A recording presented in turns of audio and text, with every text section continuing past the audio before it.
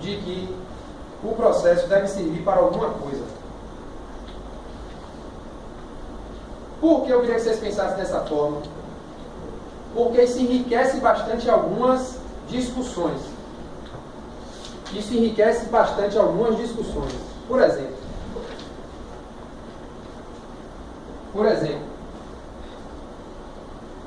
digamos que eu fosse cego.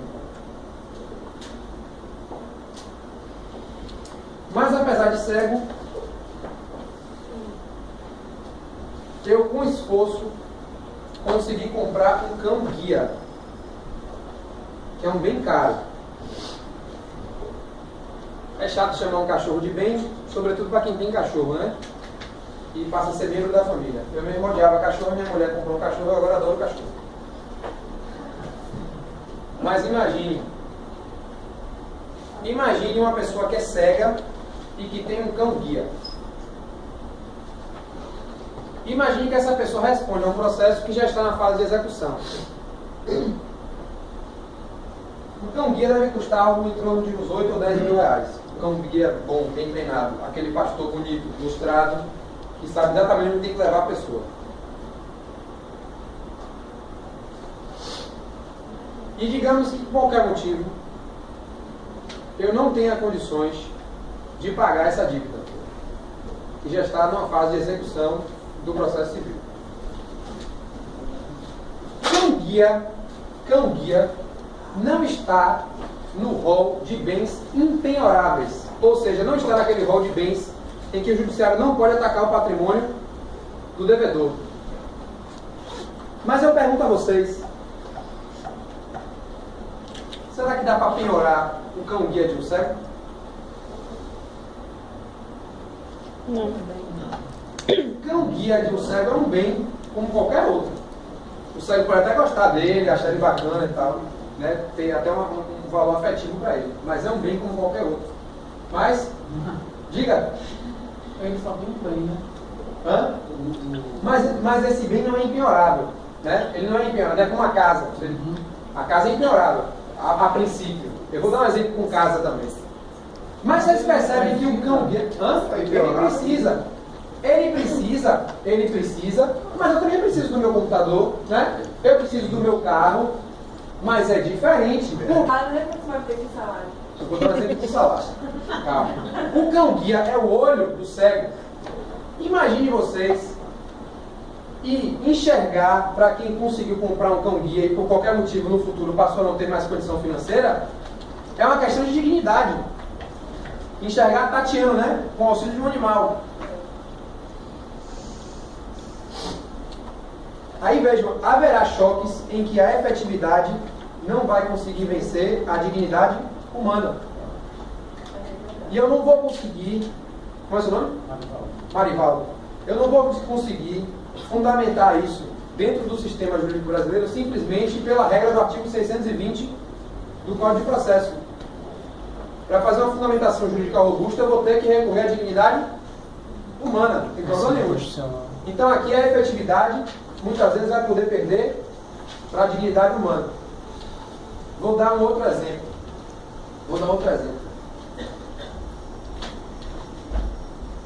O dono do Banco Santos, na época que o Banco Santos faliu, morava numa casa de 20 milhões de reais. Isso é verdade. Ele tinha uma casa de 20 milhões de reais, ou seja, de 10 milhões de dólares. Uma casa de 10 milhões de dólares é uma casa valorizada em qualquer lugar do mundo, até em Aspen, nos Estados Unidos, onde casas são muito caras.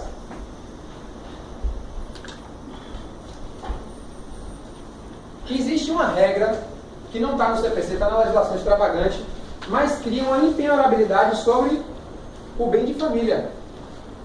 Quem cria uma impenhorabilidade sobre o bem de família. Digamos que o dono do Banco Santos, ele, pessoa física, não banco, ele, pessoa física, deve 1 milhão de reais. Mas o bem de família é impenhorável, né? A legislação não diz se é um bem de família de 100 mil, um bem de família de 50 mil, né? Uma casa de 50 mil, nem uma casa de 5 milhões, nem tampouco uma de 20 milhões.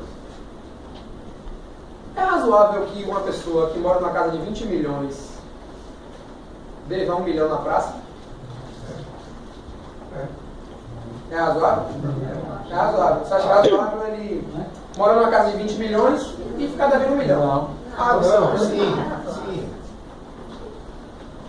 Sim, eu tenho que dizer que dever 1 milhão está dentro do padrão de vida dele. Não, está dentro do padrão de vida dele, mas veja, digamos que chegou a seguinte situação. Esse senhor, quando ele faliu o Banco Santos, ele dilapidou ou escondeu muito bem todo o patrimônio dele. Todo o patrimônio dele. Não ficou nada. Só a casa que ele mora está no nome dele da mulher. E ele deve 1 milhão. Pau na casa. Pau na casa, né? Mas, Daniel, a casa é impenhorável, está na lei. É impenhorável. Mas a execução não tem que ser efetiva? E se você pensar no princípio da efetividade a partir de um paradigma do que é razoável e do que não é razoável, é razoável a pessoa viver numa casa de 20 milhões e dever 1 milhão na praça? Complicado, né? Se a gente pega a casa dele e vende a casa dele por 20 milhões de reais, que é o que ela vale, e entrega 1 milhão para o credor dele, e ele fica com 19 milhões, ele não consegue comprar uma casa bacana? Várias. Consegue. Vocês perceberam que quando a gente começa a discutir efetividade de direitos, e o processo serve para isso, e o curso que a gente está estudando é um curso sobre efetividade, é isso que fica bem claro na cabeça de vocês. Quando a gente discute a efetividade de direitos a partir da razoabilidade, e de que isso é um direito fundamental, né? O judiciário precisa dar uma resposta que concretize o direito das pessoas. E quando a gente estuda a dignidade, quando a gente estuda as regras de execução menos gravosa para o devedor a partir de um prisma de dignidade do devedor, olha como a discussão fica mais interessante. O exemplo que eu dei do Banco Santos é um exemplo esdrúxulo até, né? Mas será que se a pessoa morasse numa casa de 1 milhão e devesse 30 mil na praça, também não era razoável que se penhorasse a casa dela de 1 milhão, vendesse por 1 milhão, pagasse os 30 mil e ele ficar com 970 mil? Compra uma casa bacana também, né? Porque não é filha de Uma pai bacana. dele vivendo na casa. Exatamente. Sabe por quê? Porque as regras que criaram o bem de família, a empenhorabilidade do bem de família, embora não esteja escrito na lei, que a gente às vezes fica, não está escrito aqui, não está escrito. Embora não esteja escrito na lei, quando se criou a empenhorabilidade do bem de família, se criou para proteger o direito a morar. Tudo bem, o direito a morar dignamente, concordo. E eu até concordo que alguém que tem uma casa de 1 milhão, para responder uma dívida, não vai morar numa casa de 70 mil. Não que morar numa casa de 70 mil seja indigno. Não que morar numa casa de 70 mil seja indigno. Mas também não é digno alguém ter uma casa de 1 milhão e ficar devendo 70 mil. Vou dar outro exemplo. Robinho voltou do Milan, que é um dos clubes mais ricos da Europa, para jogar no Santos. Quem gosta de futebol já sabe. Quem não gosta também fica vendo televisão, tá lá a cara de Robinho. Vocês sabem qual é o salário de Robinho? 900 mil reais. É a remuneração mensal do Robinho. Alexandre Pato ganha 800 mil reais por mês. 400 do São Paulo, onde ele joga hoje, e 400 do Corinthians. Está doido para se livrar dele. Ah, e recebe uma ajuda de moradia de 40 mil reais por mês para morar em São Paulo. A legislação, o Código de Processo, diz que salário é impenhorável. A legislação não diz que é um salário mínimo de 724 reais, nem diz que é um salário de 10 mil, nem um salário de 20 mil, que é o salário de um juiz, nem um salário de 55 mil, que é o salário de um executivo da Odebrecht. A lei simplesmente diz que salário e as rendas, né, que servem para o sustento da pessoa, as rendas mensais são impenhoráveis.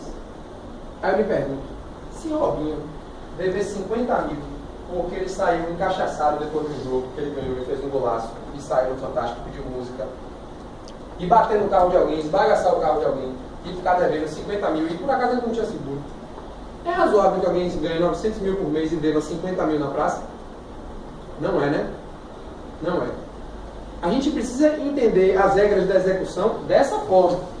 Dessa forma. E é por isso que alguns tribunais... Dei mais um exemplo esdrúxulo. Mas pensem aí. Eu vou estar falando, não estou esquecendo de você. Pensem aí. Eu uso o meu salário para gastar na minha vida. Eu uso o meu salário para me endividar, não uso. Eu pego meu salário, pego meu cartão de crédito, vocês também devem fazer isso. Eu pego o meu salário e porque sei que ganho meu salário, vou no banco e tomo até empréstimo consignado, né? Eu chego no banco, eu quero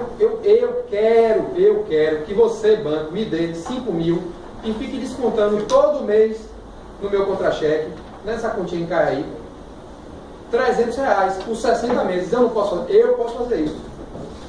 Aí eu pergunto a vocês, será que é razoável que a pessoa tenha um salário que ela pode dispor para tudo, mas quando isso vira uma dívida certificada pelo Poder Judiciário, o salário não pode ser tocado? Em nenhuma circunstância? Em nenhuma circunstância? Hã?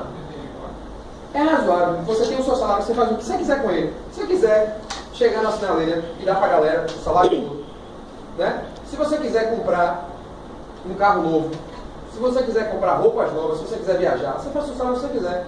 Se você quiser ir no banco, chegar banco, me dê aí 5 mil, 10 mil que seja, e desconte no meu salário, até 30% do meu salário, você não pode fazer isso? Pode. Agora, por que aqui, você que criou uma dívida porque você quis, ou porque você foi culpado por qualquer motivo, do ponto de vista civil,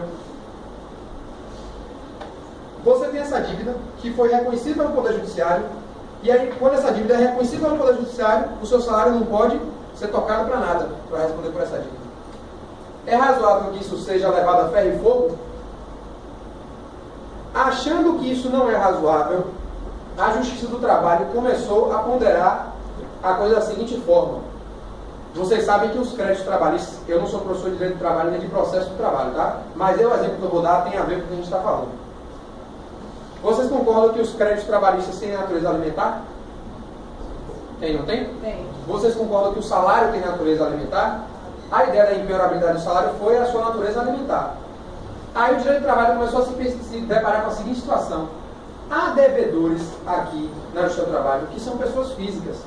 Ou então, empresários, né, tinha uma empresa que faliu e agora só tem ele, sócio da empresa, para poder executar. Aí eu tenho aqui um trabalhador que tem um crédito alimentar e eu só consegui achar salário do devedor que também é alimentar. A lei diz que é impenhorável, porque é alimentar. Só que esse cara aqui também tem um crédito alimentar. O que é que eu faço?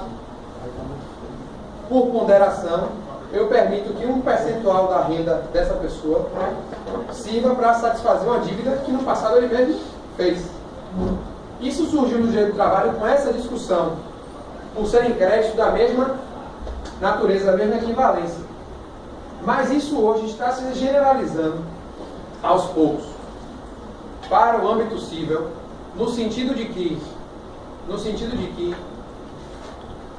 as pessoas devem, se isso não ferir a sua dignidade, ou aquela dignidade que eu estava falando, ter o seu salário apto a ser penhorado para responder por suas dívidas. Isso é um entendimento que está criando pouco. No Tribunal de Justiça do Distrito Federal, é um entendimento que hoje já é majoritário.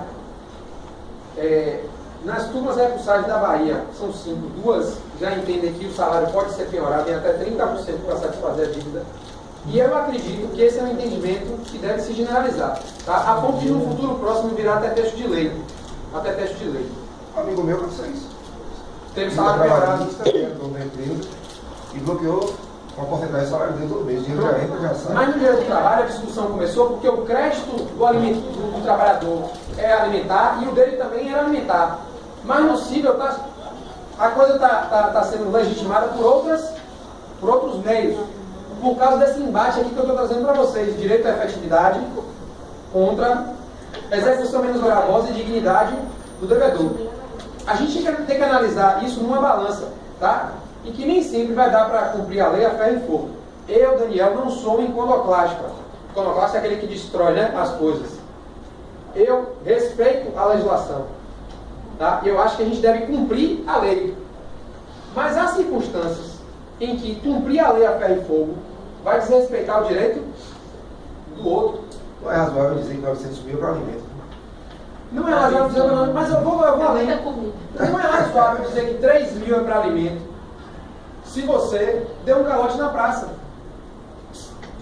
Tá? Não é que eu quero que o salário da pessoa todo seja piorado, não é isso, porque vai ferir a dignidade dela.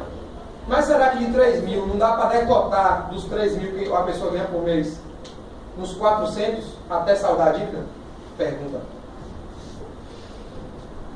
Pensem sobre isso. Diga.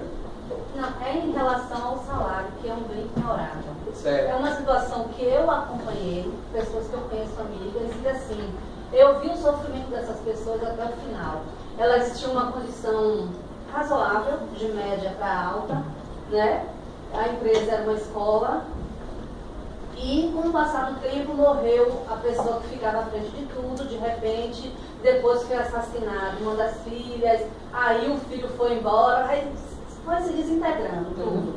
Aí penhoraram-se, ficaram as dívidas, né, para professores, essas coisas, foram penhorados todos os bens, né? Só que não conseguiram aí satisfazer. Aí só sobrou o salário da filha do dono dessa escola que já tinha morrido. Ela era bem empregada, é bem empregada numa empresa bem conhecida aqui em Salvador, e foram no salário dela. Isso é lógico, já que quer dizer, além de ser penhorável, foram no salário de uma pessoa não tinha nada a ver. Aí não pode. Mas foi. Aí não vai. Se foram, o direito tem meios, o direito, inclusive o processo tem meios para ela se insurgir contra isso e vencer.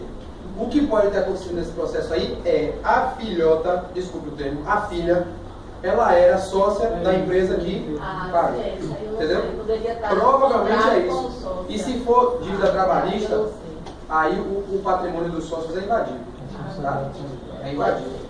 Ó, vejam, não é que eu queira desconsiderar a lei, isso fique bem claro para vocês, e não é que eu queira desconsiderar situações especiais, tá? De pessoas que foram à falência. É uma história triste de quem um dia teve alguma coisa, vou multar, e perdeu também, né? Porque não conseguiu mais multar por qualquer motivo. Mas vejam, é triste. Mas tem duas coisas aqui. Primeiro, do outro lado tem uma pessoa também que tem suas tristezas, tá? E outra, o direito serve para resolver conflitos jurídicos. Isso às vezes é um pouco duro. Não pense que eu falo isso assim sem nenhum pesar. Porque meu pai, quando era vivo, sofreu uma execução trabalhista assim, bem, sabe? Mas o direito serve para pacificar conflitos jurídicos. E muitas vezes a gente tem que... Quem está do nosso lado, vocês, eu, né, os juízes, só pesar um pouco isso, porque um conflito precisa ser resolvido. E muitas vezes direitos precisam ser efetivados.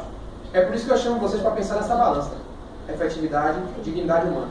Se a gente pensar a execução civil a partir desse panorama, eu acho que a gente consegue construir um processo civil mais interessante. Ok? Principiologicamente, eu acho que esse é o ferramental que a gente tem para trabalhar. Ok? Hoje a gente começa agora, nesse momento, a segunda etapa da aula. Eu ia sugerir a vocês que a gente levasse direto e saísse um pouco. Ele não tem previsão para os outros créditos, que é o que eu estou propondo aqui para vocês. Ele não tem previsão para os outros créditos. Tá? Uma outra situação de terminar pré-valencendo, a ideia de que fazer a execução acontecer, o processo acontecer, é de um interesse coletivo que está acima desses interesses particulares de invadir salário. Invade o salário é muito pessoal em relação ao resultado da entrega da prestação, que é o interesse de toda a sociedade. Tem um aspecto do processo que é um aspecto de aparência que você está falando. Seria bom que, né, a gente começasse a construir um direito e um processo, já que o processo é o principal meio de efetivar direito, que fosse efetivo, no sentido de que a sociedade pudesse olhar para aquilo ali e saber que aquilo ali resolve. É disso que você está falando. Né? É disso que você está falando. Para a sociedade saber que, tipo assim, se eu descumprir uma dívida, se eu descumprir um contrato, eu vou gerar uma dívida e isso vai realmente me prejudicar. Não é como hoje. Hoje uma pessoa descumpre um contrato e liga o F, 3 pontinhos, não vou xingar, hein? Em homenagem a você. Entendeu? Por quê? Porque sabe que o judiciário é lento. Entendeu? Que o judiciário está permeado por uma concepção antiquada do direito, no sentido de que o devedor tem o direito de não cumprir sua obrigação, no sentido de que a execução tem que ser menos gravosa para o devedor, a ponto de juízes mandarem desconstituir, desfazer penhoras, que a princípio eram lícitas por causa de argumentos eminentemente emotivos. Entendeu? que nem sempre são verdadeiros. Não estou discordando do seu caso, me entenda. Tá? Isso é muito ruim, assim, para nós como sociedade. Isso é um aspecto da coisa. Mas eu estou propondo uma discussão para vocês que não está ligada somente a isso, está ligada a isso. Mas está ligada ao fato de que, se de um lado tem um devedor, coitado que seja, ou miserável e sacana que seja, do outro lado tem um credor, e que ele tem o direito de correr atrás daquilo. Seja porque ele teve todo um processo, que até chegar isso aqui demora muito, velho. Até essa sentença final aqui transitabilizada demora muito. Quem tem um processo aqui na pele sabe do que eu estou falando. Seja porque a lei permite que as partes tenham documentos que sejam títulos executivos. E é interessante a gente perceber isso, de que o credor tem que ter seu direito satisfeito, porque a gente também, por formação sociológica e histórica, tende a ver o credor como uma coisa ruim. Quando a gente pensa em credor, a gente pensa em uma coisa ruim. Se eu fizer um exercício com vocês aqui, feche o olho e pense no credor. Você vai pensar num cara rico, com uma cartola na cabeça, de paletó e gravata, o tio Sam, né? Quando você pensa em credor, você pensa naquele cara do réu, naquela veia quaker, né? Aquele rapaz, aquele senhor branco, com cabelo branco, gordo, rechonchudo, né? Que pôde comer muito. Mas o credor, muitas vezes, é uma pessoa que tem um chip da TIM e que a TIM bloqueou o telefone dela e, além de bloquear o telefone dela, inscreveu ela no SPC e Serasa sem ela ter descumprido nenhuma obrigação. Se ela for a juízo e ela fizer com que tudo isso seja reconhecido, ela é credora. Ela é credora. Quando uma pessoa tem o seu direito à saúde, né, mediante um plano de saúde violado, ela é credora frente ao plano de saúde. Quando uma família perde um familiar na beira da estrada, eu gosto desse exemplo porque eu já advoguei no processo assim, quando uma família perde um familiar na beira da estrada porque o motorista de uma rica empresa estava dirigindo bêbado, essa família de pessoas que são paupérrimas é credora dessa empresa. Então a gente tem que abrir nossa cabeça para a ideia de que credor não é o banqueiro só, não. E todas as mudanças legislativas que tiveram de 2005 para cá foram mudanças pensadas nesse tipo de credor que eu estou falando. A pessoa que é o credor eventual da justiça. A pessoa que, com um infortúnio, teve um problema, precisou ir a juízo e precisa que seu direito seja satisfeito. Mas interessante sua observação. Dúvidas, pessoal, em relação a essa parte de princípios? Tranquilo? Vamos para frente? Vamos lá. A gente começa hoje, então, a segunda aula sobre teoria geral da execução. E o primeiro tópico é esse aqui: cognição no processo ou na fase de execução. Eu gosto sempre assim, processo barra fase, porque a gente viu na aula passada, descobri que o processo, ora vai se desenvolver, a execução, ora vai se desenvolver por um processo autônomo, ora ela vai ser uma simples fase de um processo que já existiu, como a gente viu naquele exemplo ali. A discussão aí, eu vou ser breve nisso aqui, porque isso aqui está sendo aos poucos ultrapassado. Se discutia há pouco tempo se na execução havia cognição. O que é cognição? Cognição é ato de inteligência. Quando a gente fala cognição dentro do processo civil, é ato de inteligência do juiz. É saber se o juiz atua de forma inteligente, no sentido de conhecer ou não conhecer questões, apreciar questões. Ô Daniel, mas por que você coloca isso aqui? Lembram que a gente viu na aula passada que existia um processo próprio de conhecimento e um processo próprio de execução? Então, a lógica da coisa é, se tem um processo inteiro para conhecer, para certificar questões, para discutir quem tem ou quem não tem razão, a execução não era um momento mais de se conhecer nada, era um momento de simplesmente dar efetividade ao que foi conhecido aqui. Tá? Esse tópico é um tópico eminentemente teórico, não tem, pelo menos nesse primeiro ponto, grandes repercussões práticas, mas hoje percebam que não se discute muito mais se há atividade cognitiva do juiz na execução. É evidentemente que há. Porque evidentemente que há. Nesse exemplo aqui, por exemplo, que eu dei, a dívida foi certificada em 45 mil mais atualização. Lembro que A apresentou uma planilha de cálculo atualizada de 85 mil.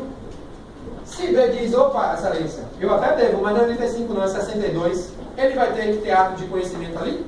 Vai, né? Vai. Nem que ele tenha que chamar um perito judicial para auxiliá-lo, um contador, né? Do juízo para auxiliá-lo. Se nessa execução aqui de tipo extrajudicial de Daniel versus Flávio embarga a execução, ou seja, se defende na execução dizendo assim, epa, pera lá, eu nunca nem contratei com o Daniel. Vai ter atividade cognitiva do juiz, no sentido de perseguir a verdade daquilo ali que está se colocando? Acho que sim, né? Sem grandes problemas. Outra discussão que havia, que era um subproduto dessa discussão inicial, era no sentido de que há mérito na execução, há discussão sobre mérito na execução. Não, porque foi discutido, né? A execução ela tem uma audiência de instrução. A audiência de instrução da execução. O mérito se discute no conhecimento, né? Na parte do conhecimento. Olha que bacana vocês estão colocando. Bacana. Mas Adriana, nesse momento de discutir a execução, essa instrução serve para quê? vamos lá. A Olha, execução no caso, a execução ali já é efetividade do direito, né? Já é efetividade do direito. Então, no caso, o mérito se discute na fase do conhecimento. Então, se você tem o direito ou não de efetivar aquilo, né? bacana a intervenção de vocês, pelo seguinte.